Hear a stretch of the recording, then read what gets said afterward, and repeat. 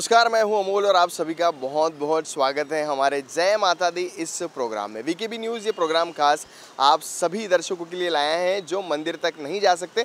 हमारी कोशिश है कि आपको घर बैठे नागपुर के अलग अलग 9 मंदिरों के दर्शन कराएं। तो आज हम आए हैं नागपुर की ऐतिहासिक नगरी माने जाने वाले हमारे पुराने नागपुर में, और आप ठीक मेरे पीछे देख सकते हैं ये नागपुर का बड़कस चौक है। और ऐसा कहा जाता है कि ये हमारा पुराना नागपुर है, ऐतिहासिक नागपुर है। और भोसले का जो महल है उससे बस कुछ ही दूरी पर एक ऐतिहासिक मंदिर है जो 100 साल पुराना है। जी हाँ, 100 साल पुराना है। और जैसे कि आप सभी जानते हैं, आज है सप्तमी और आज काल रात्रि माता की पूजा की जाती है। इस पूजा का एक बहुत विशेष महत्व बंगाल में है और सप्तमी खास महत्व रखती है बंगाल के लोगों के लिए। और आज जो है बैंगनी रंग लोग पहनते हैं और साथ ही कुछ लोग आज काला रंग पहनना भी प्रेफर करते हैं। और सबसे खास बात, आज के दिन जो है 7 अलग अलग फूलों को एक साथ एकत्रित करके जो है माता को चढ़ाया जाता है। और जिस मंदिर की मैं बात कर रहा हूँ वो जो मंदिर है ठीक मेरे पीछे है, और ये है श्री महालक्ष्मी देवस्थान हमारे नागपुर का, जो कि बड़कस चौक में स्थित है। तो आज हम आपको इसी मंदिर में लाए हैं जहाँ पर माता का दर्शन हम आपको करवाएंगे। इस मंदिर की जो ऐतिहासिक कहानी है वो आपको बताएंगे। जैसे ही मैंने पहले ही बताया कि ये 100 साल पुराना मंदिर है। यहाँ से कुछ ही मीटर की दूरी पर जो है वो भोसले जी का महल है। इसका मतलब इस मंदिर की कहानी जो है वो भोसले राजाओं से ज़रूर जुड़ी होगी। तो चलिए चलते हैं, सबसे पहले मंदिर के आसपास का परिसर आपको दिखाते हैं, माता के दर्शन करते हैं और माता का आशीर्वाद लेते हैं।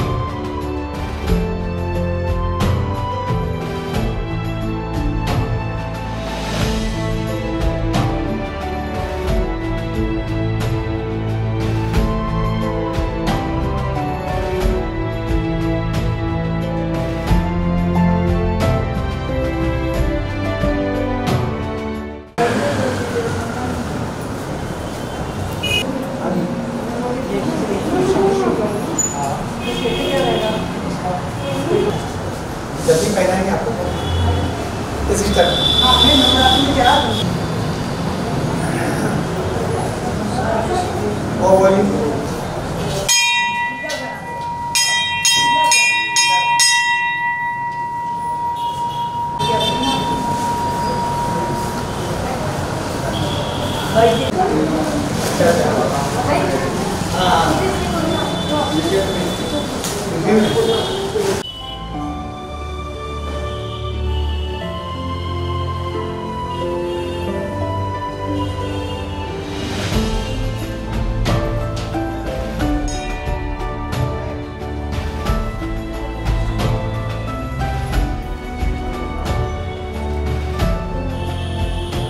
नागपुर का अतिशय व्यस्त रहने वाला ये इलाका है। और जैसे कि मैंने कहा कि पुराना नागपुर जो कि इतिहास के बड़े ही नज़दीक है, ऐसी है जगह। अमूमन यहाँ पर भीड़ बहुत होती है, लेकिन सुबह का समय है अभी दुकानें खुलने की, इसलिए भीड़ थोड़ी कम दिख रही है।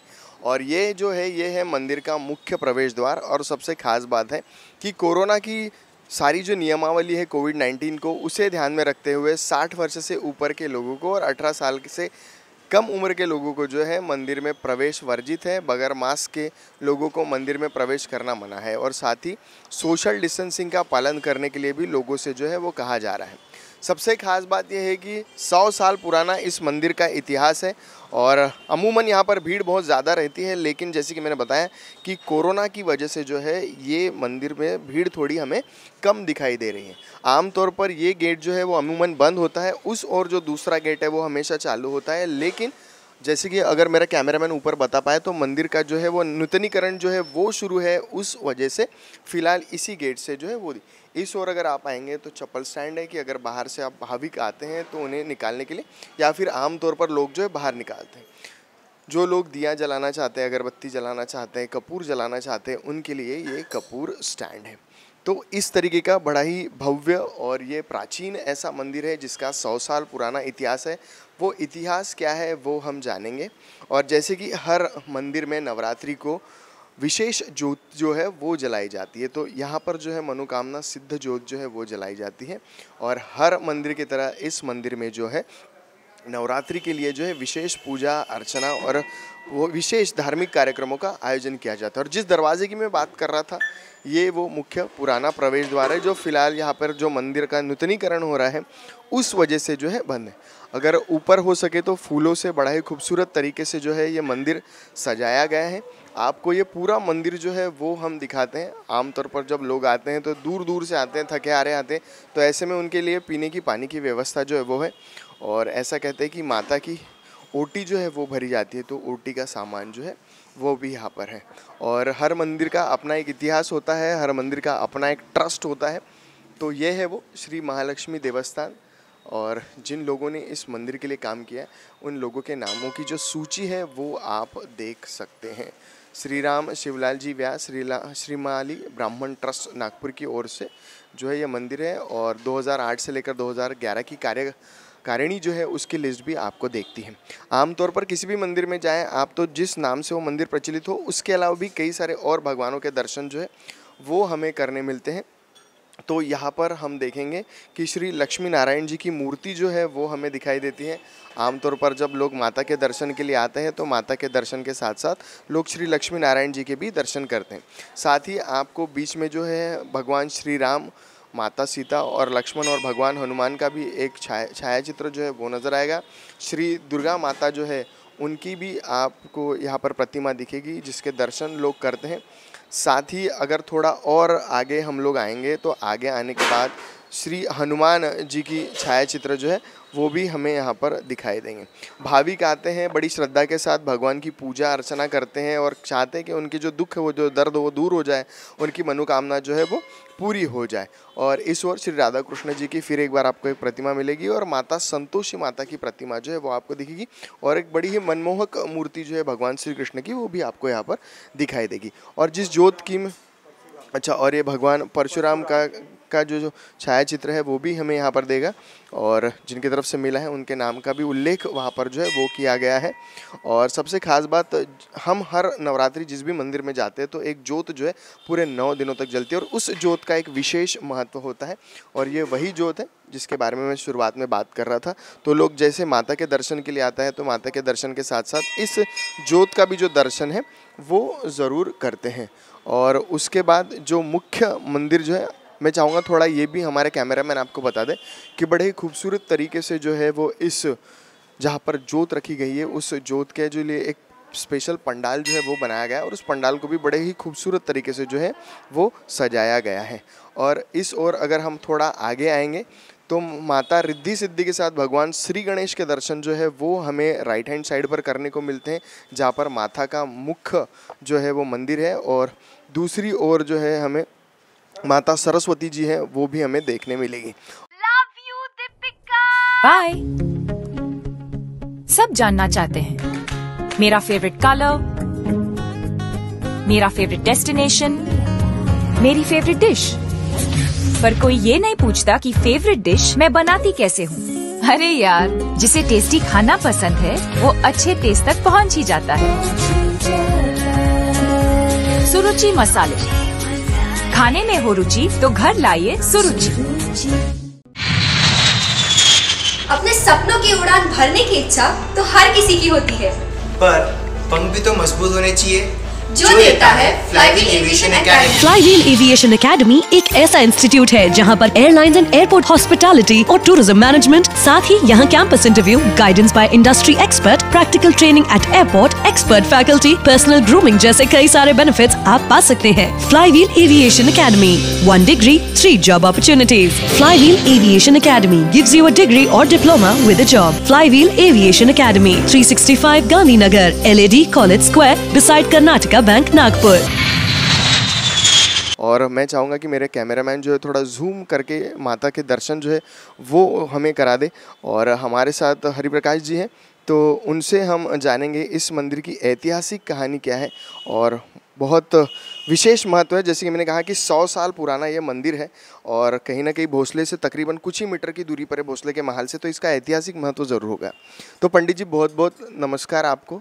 और सबसे पहले तो यही पूछूंगा कि 100 साल पुराना मंदिर है तो क्या कथा क्या है इसकी? ये महालक्ष्मी मंदिर भोसले कालीन मंदिर है। ये भोसले 4 जीवाजी भोसले, इन्होंने हमारे समाज को ये दान दिया था और 180 साल पुराना मंदिर है ये। उस समय की सेवा से प्रसन्न होकर भोसले ने गिफ्ट किया है कि आप कुलदेवी का मंदिर बनाइए। उस प्रकार उस 180 साल पुराना मंदिर है ये, तब से चल रहा है मंदिर ये। हर मंदिर की अपनी एक मान्यता होती है, तो इस मंदिर की क्या मान्यता है? कई सारे लोग कहते हैं कि माता के पास जाओ तो दुख दर्द दूर हो जाता है, सारी मनोकामनाएं पूरी हो जाती है। हमारे इस महालक्ष्मी माता मंदिर की क्या मान्यता है? ये नागपुर ही नहीं अपितु पूरे विदर्भ का एकमेव महालक्ष्मी मंदिर है, चमत्कारिक मंदिर है। और यहाँ जो मनोकामनाएं लोग लेके आते हैं, सभी मनोकामनाएं पूरी होती है। और माता जी बहुत चमत्कारिक हैं और बहुत ही प्राचीन मंदिर है ये। आखिरी सवाल मैं आपसे पूछना चाहूँगा, हर नवरात्रि में हर मंदिर में जो है अलग अलग आयोजन किए जाते हैं, धार्मिक हो सांस्कृतिक हो। अपने इस महालक्ष्मी मंदिर में नवरात्रि के दौरान किस तरीके के आयोजन जो है वो किए जाते हैं? अपने महालक्ष्मी मंदिर में घट स्थापना होती है पहले दिन, उसके पश्चात 9 दिन गरबा होते हैं महिलाओं के द्वारा। अखंड ज्योत का आयोजन किया गया है। अभी कोविड का थोड़ा काल समय चल रहा है, इसलिए कुछ प्रतिबंध है सरकार के, फिर भी उन प्रतिबंधों को मान्य करते हुए भी अपन पूरे उत्साह के साथ उत्सव मना रहे हैं और भक्तों का प्रतिसाद अच्छा मिल रहा है और अच्छा कार्यक्रम संपन्न हो रहा है। यहाँ पर अष्टमी का हवन होगा, यहाँ पे घट विसर्जन की शोभा यात्रा निकलेगी और नवमी के दिन कन्या पूजन का कार्यक्रम किया जाएगा। आखिरी सवाल जो है वो आपसे पूछूंगा, 1.5 साल से मंदिर जो है वो बंद थे भक्तों के दर्शन के लिए, तो वो समय आपके लिए कैसा रहा और जब मंदिर के पट खुले तो कैसा लगा? निश्चित रूप में एक बहुत ही दुखद कार्यक्रम था वो, कि कोविड का समय था। भक्त लोग जो आशा लेकर आते थे, हम चाहकर उनको प्रवेश नहीं दे पाते थे। और अब जो मंदिर खुला है, भक्तों के मुख प्रसन्नता है और एक उल्लासित वातावरण है। माता जी करे कोविड का समय वापस ना आए, सभी की मनोकामनाएं पूरी हो और भगवान सबको सुखी रखें। बहुत बहुत धन्यवाद आपने जो जानकारी दी है उसके लिए। और जैसे कि मैंने कहा कि भक्तों में कहीं ना कहीं उत्साह है, क्योंकि पिछले 1.5 सालों से मंदिर जो थे वो बंद थे और हर कोई चाहता है कि दोबारा कोरोना जैसी कोई महामारी जो है वो ना आए और लोग जो है उससे अछूते रहे। तो चलिए ये हम लोग माता के विधिवत दर्शन करते हैं और फिर जो भाविक यहाँ पर माता के दर्शन के लिए आते हैं उनके भी अनुभव जानेंगे, हम उनसे भी बातचीत करने की जो है हम कोशिश करेंगे।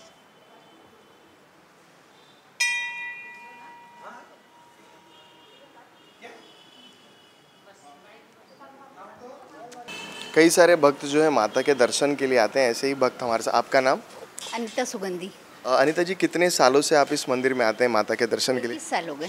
35 साल से निरंतर आते हैं? निरंतर आती हूँ। अभी जब 1.5 साल मंदिर बंद था तब कैसी भावनाएं थी और अब जब मंदिर खुल गया तो किस तरीके की भावनाएं हैं? उस समय बड़ा दुख होता था कि हम घर से बाहर ना निकलने के कारण मंदिर में न जा पाते हैं, तो हमें खेद होता था। नवरात्रि का क्या महत्व है आपकी ज़िंदगी में? आप किस तरीके से मनाती हैं नवरात्रि? मैं 9 दिन उपवास करती हूँ फलाहार पे और माता जी की सेवा जैसी बन सकती वैसे करती हूँ। क्या बात है। तो हर भक्त की अपनी एक अलग अलग भावना होती है और हर कोई जो है नवरात्रि का त्यौहार अपने तरीके से जो है वो मनाता है। और भी एक भाविक है हमारे साथ। सर आपका नाम? प्रशांत बुकड़े। प्रशांत जी, कितने सालों से आप मंदिर में दर्शन के लिए आते हैं? मंदिर में पिछले 20 सालों से दर्शन के लिए आ रहे हैं। तो कैसा अनुभव है आपका माता के दर्शन के बाद? माता के दर्शन के बाद तो मन संतुष्ट हो जाता है और आपके जो बिगड़े काम होते हैं वो बन जाते हैं। आखिरी सवाल पूछूंगा, नवरात्रि का क्या महत्व है आपकी ज़िंदगी में और आप कैसे मनाते हैं अपनी नवरात्रि? नवरात्र को मैं तो एक नॉर्मल तरीके से मनाता हूँ, मगर मेरी बीवी बड़ी श्रद्धा से मनाती है। माँ की कृपा है हम पे। नवरात्रि के महत्व में, नवरात्रि के दिन में यानी वातावरण पवित्र और मंगलमय हो जाता है और माँ की कृपा हम सब भक्तों पे बनी रहती है। बहुत बहुत धन्यवाद। धन्यवाद। तो आज हम आए थे नागपुर के महाल स्थित श्री महालक्ष्मी माता मंदिर में। ये मंदिर जो है 180 साल पुराना है और इस मंदिर की क्या विशेषता है, इस मंदिर में नवरात्रि का उत्सव किस तरीके से मनाया जाता है, ये सारी जानकारी हमने आप लोगों को दी। आशा करते हैं हमारा आज का ये प्रोग्राम जो है आप लोगों को ज़रूर पसंद आया होगा। कल आपको फिर और एक किसी मंदिर में लेकर जाएंगे जहाँ पर हम आपको माता के दर्शन ज़रूर कराएंगे। तो आज के इस प्रोग्राम में बस इतना ही। मैं अमूल आप लोगों से विदा लेता हूँ। अगर आप फेसबुक पर हमारा प्रोग्राम देख रहे हैं तो लाइक शेयर कर कमेंट करना मत भूलिए। अगर आप यूट्यूब पर देख रहे हैं तो मैं आपसे कहना चाहूँगा कि ज़रूर हमारा यूट्यूब चैनल सब्सक्राइब करिए। और अगर आप GTPL या फिर एशियन केबल नेटवर्क पर देख रहे हैं तो हम यूट्यूब, फेसबुक और इंस्टाग्राम तीनों जगहों पर अवेलेबल है, तो आप वहां पर ज़रूर जाकर हमें फॉलो कर सकते हैं। तो आज के लिए बस इतना ही। मैं अमूल आप लोगों से विदा लेता हूं, लेकिन आप लोग घर पे रहिए, सुरक्षित रहिए और नवरात्रि का यह त्यौहार उत्साह से मनाइए।